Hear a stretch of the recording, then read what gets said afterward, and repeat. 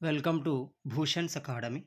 ప్రతి పోటీ పరీక్షలలో ముఖ్యంగా సివిల్స్, టీఎస్పీఎస్సి, ఏపీపీఎస్సికి సంబంధించిన పరీక్షా సిలబస్లో అతి ముఖ్యమైన టాపిక్ ఆధునిక భారతదేశ చరిత్ర. దీని నుండి ప్రతి ఎగ్జామ్లో 15 నుండి 20 క్వశ్చన్లు అడుగుతున్నారు. ఈ నేపథ్యంలో పోటీ పరీక్షలకు ప్రిపేర్ అవుతున్న అభ్యర్థులకు ఖచ్చితంగా ఉపయోగపడే విధంగా నేను ఆధునిక భారతదేశ చరిత్రకు సంబంధించి ఒక సిరీస్ని ప్రారంభిస్తున్నాను. ఈ వీడియో నందు భారత జాతీయ కాంగ్రెస్ స్థాపనకు కారణాలు సంబంధించిన సిద్ధాంతాలతో పాటుగా ఐఎన్సికి సంబంధించిన ముఖ్య సమావేశాలు, ఐఎన్సిపై ప్రముఖులు తెలిపిన కామెంట్స్ను వివరించబోతున్నాను. ఈ వీడియోను చివరి వరకు చూడండి, ఎందుకంటే ఈ వీడియోలోని అంశాల నుండి ప్రతి ఎగ్జామ్లో 2 లేదా 3 క్వశ్చన్లు తప్పనిసరిగా వస్తున్నవి. 1885 డిసెంబర్ 28న బొంబాయి కేంద్రంగా ఏవో హ్యూమ్ చేత భారత జాతీయ కాంగ్రెస్ ఏర్పాటు చేయబడింది. మరి ఎందుకు ఏర్పాటు చేయబడింది, ఏ నేపథ్యంలో ఏర్పాటు చేయబడింది గమనిస్తే, 1857 తిరుగుబాటు వలన భారతదేశంలో మధ్యతరగతి మేధావి వర్గం రాజకీయాల వైపు చైతన్యం పొందింది. ఈ నేపథ్యంలో బ్రిటిష్ వారు భయపడ్డారు. ఎందుకంటే ఈ మధ్యతరగతి మేధావి వర్గం రాజకీయంలోకి రావడం వల్ల మిగిలిన వర్గాన్ని ప్రభావితం చేసి బ్రిటిష్ ప్రభుత్వానికి వ్యతిరేకంగా 1857కు మించిన ఆందోళన చేపట్టవచ్చు. తద్వారా మన పరిపాలనకి ఆటంకం ఏర్పడుతుంది. మరి ఎలా ఈ వ్యతిరేకత నుండి బయటపడాలి అనే నేపథ్యంలో ఏర్పడిందే భారత జాతీయ కాంగ్రెస్. దీని ఏర్పాటుకు సంబంధించి ప్రముఖంగా మనకి 2 సిద్ధాంతాలు కనబడుతున్నాయి. ఒకటి సేఫ్టీ వాల్వ్ థియరీ, 2 లైటనింగ్ సిద్ధాంతం. మొదటిది సేఫ్టీ వాల్వ్ థియరీ. ఇది పూర్తిగా ఆంగ్లేయ ధోరణిని కలిగి ఉంటుంది. దీని యొక్క ముఖ్య ఉద్దేశం ఆంగ్లేయులు భారతీయులకి మంచి పరిపాలనతో పాటు విద్యా అవకాశాలు కలిగిస్తారు. మరి ఎందుకు కలిగిస్తారు అని ఆలోచిస్తే, వారి పట్ల ఏర్పడుతున్న వ్యతిరేకతను వారికి అనుకూలంగా మార్చుకోవడం కోసం. భారతీయులలో బ్రిటిష్ వారి పట్ల ఏర్పడుతున్న వ్యతిరేకత శాంతియుత మార్గంలో మలచడం, తద్వారా తమ పరిపాలనను సుభిక్షంగా కొనసాగించడం దీని యొక్క ముఖ్య ఉద్దేశం.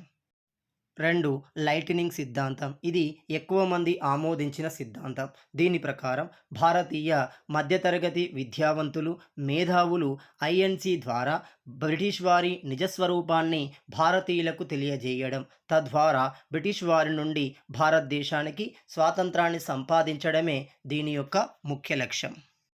మొత్తంగా ఐఎన్సి అనేది బ్రిటిష్ వారి స్వార్థం కోసమే ఏర్పడినప్పటికీ దీనిని భారత జాతీయవాదులు స్వాతంత్రం కోసం వినియోగించుకోగలిగారు.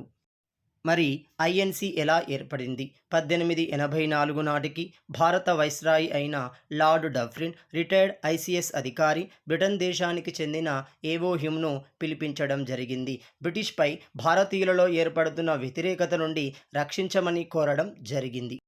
మరి ఎవరి ఏవో హ్యూమ్? ఇతడు స్కాట్లాండ్ దేశానికి చెందిన వ్యక్తి. ఇతని పూర్తి పేరు అలెన్ ఆక్టేవియన్ హ్యూమ్. 1870 నుండి 82 మధ్య భారతదేశంలో ఐసిఎస్ అధికారిగా వివిధ హోదాలలో పనిచేయడం జరిగింది. ఇతడు మంచి రైటర్. ఇతని పుస్తకం మై స్క్రాప్ బుక్, దీన్నే rough note on Indian oology and ornithology అంటారు. ఇతని బిరుదులు the pope of Indian ornithology, lightning conductor of INC, hermit and సిమ్లో అనే 3 బిరుదులు కలవు. ఇతడు ఐఎన్సికి పూర్తికాల సభ్యుడుగా, మొదటి ఐఎన్సి సమావేశానికి కార్యదర్శిగా పనిచేయడం జరిగింది. మొత్తంగా ఇతడు అప్పటి భారత వైస్రాయి అయిన లార్డ్ డఫ్రిన్తో అనేక దఫాలు చర్చించారు. అంతేకాకుండా అప్పటి బ్రిటిష్ వ్యక్తులైన సర్ వెడ్డన్ బర్న్, ఇతడే ఏవో హ్యూమ్ యొక్క జీవిత చరిత్రను రాయడం జరిగింది.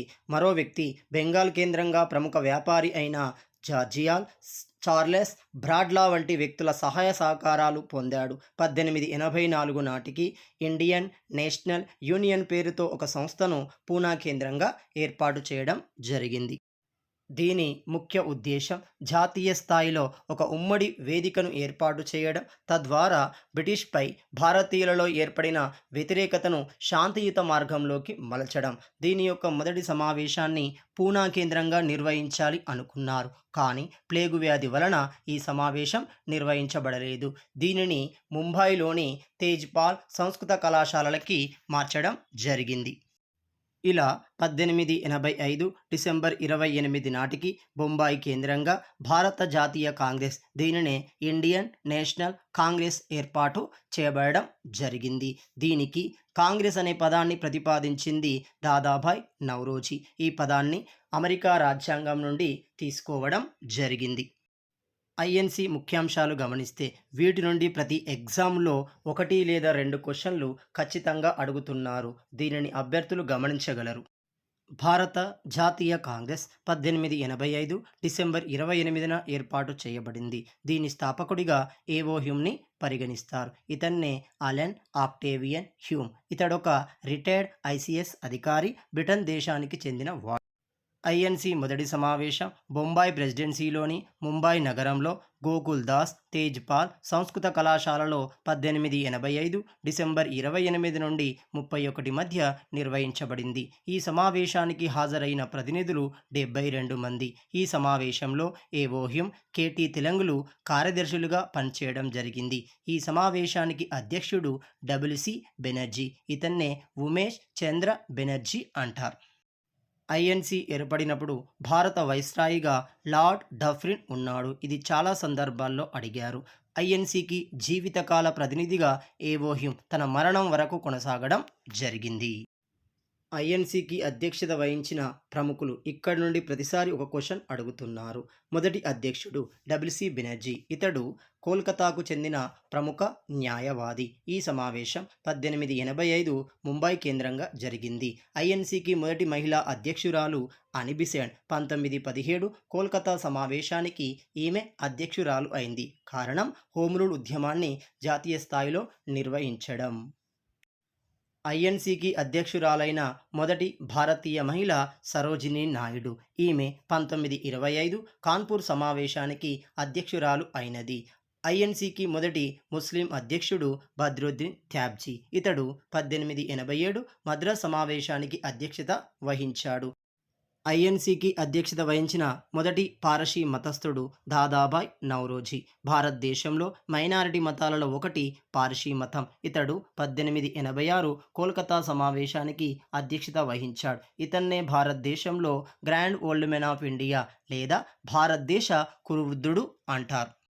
ఐఎన్సికి అధ్యక్షత వహించిన తొలి తెలుగు వ్యక్తి మరియు తొలి ఆంధ్రుడు పి ఆనందాచార్యులు. ఇతన్నే పనబాకం ఆనందాచార్యులు అంటారు. 1891 నాగపూర్ సమావేశానికి అధ్యక్షత వహించారు. ఐఎన్సికి అధ్యక్షత వహించిన మొదటి యూరోపియన్ జార్జియా. ఇతడు బ్రిటిష్ వ్యక్తి అయినప్పటికీ బెంగాల్ కేంద్రంగా ప్రముఖ వ్యాపారిగా కొనసాగాడు. అదేవిధంగా ఐఎన్సి స్థాపనలో ఏవో హ్యూమ్కి సలహాదారుగా కూడా వ్యవహరించడం జరిగింది. స్వాతంత్ర సమయంలో ఐఎన్సి సమావేశానికి అధ్యక్షులు జేబీ కృపాలని. ఈ సమావేశం 1946 మీరట్ కేంద్రంగా నిర్వహించబడింది. జార్జియాల్ అధ్యక్షత వహించిన సమావేశం 1888 అలహాబాద్. దేశ స్వాతంత్ర సమరంలో ప్రముఖ పాత్ర పోషించిన ఐఎన్సిపై ప్రముఖులు అనేక వ్యాఖ్యానాలు చేయడం జరిగింది. అందులో మొదటిది లార్డ్ డఫ్రిన్ ప్రకారం ఐఎన్సి అనేది ఒక మైక్రోస్కోపిక్ మైనారిటీ, అనగా దర్బినుల నుంచి చూడవలసిన చిన్న అల్పసంఖ్యాకుల సంస్థ. అదేవిధంగా మరో కామెంట్ ఇచ్చాడు. కాంగ్రెస్ ప్రజారాశిలో ఒక నలుసు అన్నాడు. బిపిన్ చంద్రపాల్ ప్రకారం ఐఎన్సి అనేది ఒక అభూత కల్పన, అనగా it is a imaginary institution. INC అనేది ఒక నీటి బుడగ అన్నది Bipin Chanderpaul. It is a water bubble. Aurobindo Ghosh ప్రకారం ఐఎన్సి అనేది ఒక బెగ్గింగ్ ఇన్స్టిట్యూషన్, అనగా బిచ్చగాళ్ళ సంఘంగా అభివర్ణించాడు. డబ్ల్యూసి బెనర్జీ ప్రకారం ఐఎన్సి అనేది లార్డ్ డఫ్రిన్ ప్రభువు యొక్క సృష్టి. మొత్తంగా ఐఎన్సి అనేది బ్రిటిష్ వారి రక్షణ కోసం ఏర్పాటు చేయబడినప్పటికీ జాతీయవాదులు దీనిని సమర్థవంతంగా ఉపయోగించి దేశ స్వాతంత్రాన్ని సాధించగలిగారు. ఇలాంటి ఐఎన్సికి నెహ్రూ 8 సార్లు, దాదాభాయ్ నౌరోజీ 3 సార్లు, రాజేంద్ర ప్రసాద్ 3 సార్లు అధ్యక్షత వహించడం జరిగింది. చివరగా బిపిన్ చంద్రపాల్ ఐఎన్సి గురించి, ఏవో హ్యూమ్ గురించి ఒక ప్రముఖ ప్రకటన చేశాడు. కాంగ్రెస్ నాయకులు ఏవో హ్యూమ్ను జ్యోతిని వెలిగించేందుకు ఉపయోగపడే ఒక సాధనంగా వాడుకోవాలి అన్నాడు. ఈ వీడియో నచ్చినట్లయితే లైక్ చేయండి, షేర్ చేయండి. మరిన్ని వీడియోల కోసం నా ఛానల్ని సబ్స్క్రైబ్ చేసుకోండి. గ్రూప్ 1 మెయిన్స్కు సంబంధించి ఈ వీడియో డిస్క్రిప్షన్లో నా టెలిగ్రామ్ ఛానల్ ఇవ్వబడింది. ఇందులో జాయిన్ కాగలరు. అభ్యర్థులకు ఒక మనవి, ఈ వీడియోను పోటీ పరీక్షలకు ప్రిపేర్ అయ్యే అభ్యర్థులకు షేర్ చేస్తారని భావిస్తూ మీ భూషణ్ సార్. జై హింద్.